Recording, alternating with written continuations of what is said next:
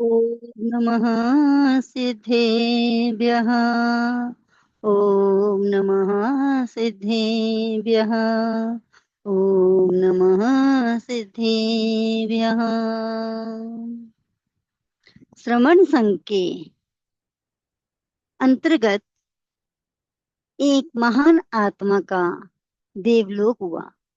वे श्रमण संघीय आचार्य सम्राट पूज्य श्री शिव मुनि जी महाराज के आज्ञानुवर्ती भीष्म पितामह श्रमण संघीय सलाहकार गुरुदेव श्री सुमति प्रकाश जी महाराज, वे पौत्र सुशिष्य श्रमण संघीय उपाध्याय वाचनाचार्य श्री विशाल मुनि जी महाराज के सुशिष्य समता सुमेरु संलेखना साधक वयोवृद्ध योगी पूज्य श्री मनोहर मुनि जी महाराज का 1 सितंबर 2025 जैन नगर मेरठ में संथारा सहित देवलोक गमन हुआ, जिसको सुनकर मैं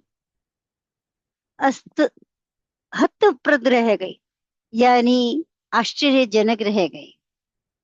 क्यों? क्योंकि जो मनोहर मुनि जी महाराज हैं, इन्होंने भरी जवानी में दीक्षा नहीं ली, अपितु वयोवृद्ध अवस्था में दीक्षा अंगीकार करी।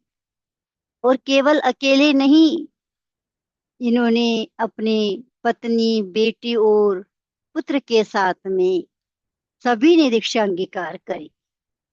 तो धन्य है सब परिवार जिसमें धर्म के संस्कार कूट कूट के भरे हुए थे और संसार को नश्वर जान के धन दौलत माया मोह को छोड़कर दीक्षा अंगीकार करना कोई हंसी खेल नहीं, ये लोहे के चने जवाना है।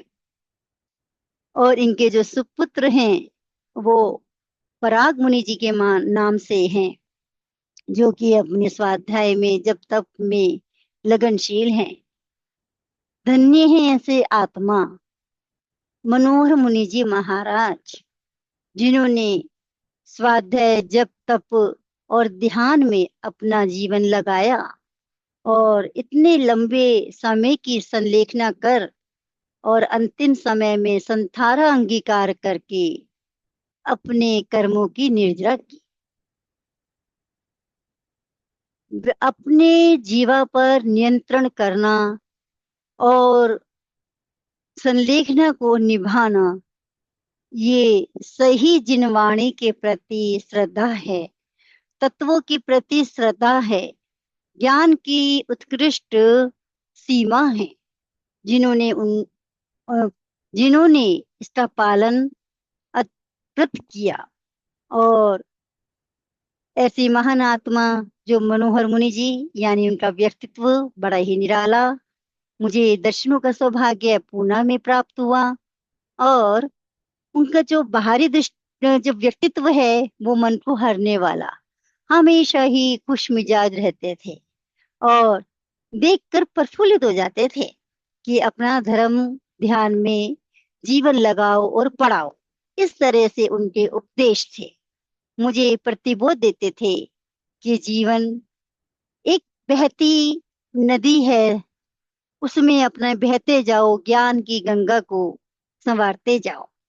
और आंतरिक दृष्टि से देखा जाए तो मनोहर यानी मन, और हर मतलब हर लिया, क्योंकि ये चंचल चित्त तो है, एक बंदर की भांति जो कि चलायमान है, कि कभी इस पेड़ पे, कभी उस पेड़ पे, कभी कहीं।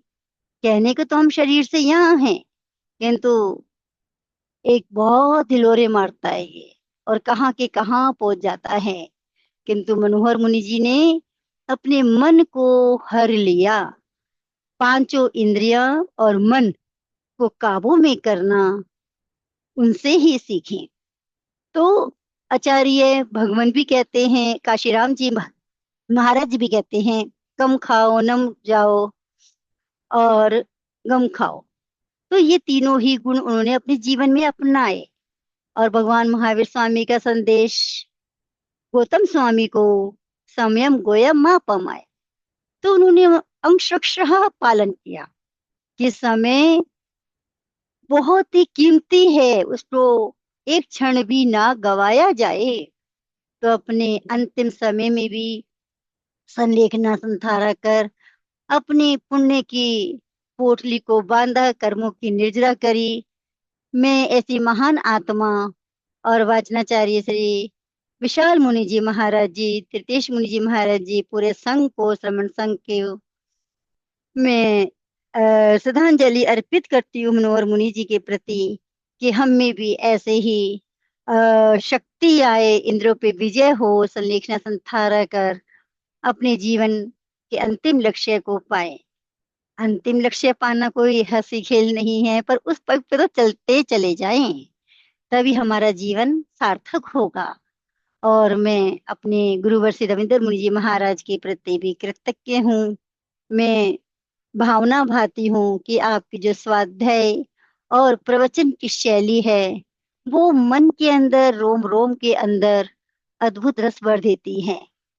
और विशाल मुनि जी महाराज जी के भी जो प्रवचन हैं, यथा कथा मैं सुनती हूँ, तो उनका ज्ञान अत्यंत विशाल है। जिस प्रकार से आकाश अनंत, उसका कोई छोर नहीं है, इसी प्रकार से आपके ज्ञान का भी छोर नहीं है। हमारे ज्ञान की वृत्ति हो और वृद्धि हो, और अज्ञान तिमिर हटे और ज्ञान का प्रकाश हो। शत शत वंदन, शत शत वंदन। जय गुरुदेव, जय महावीर, जय प्रेम।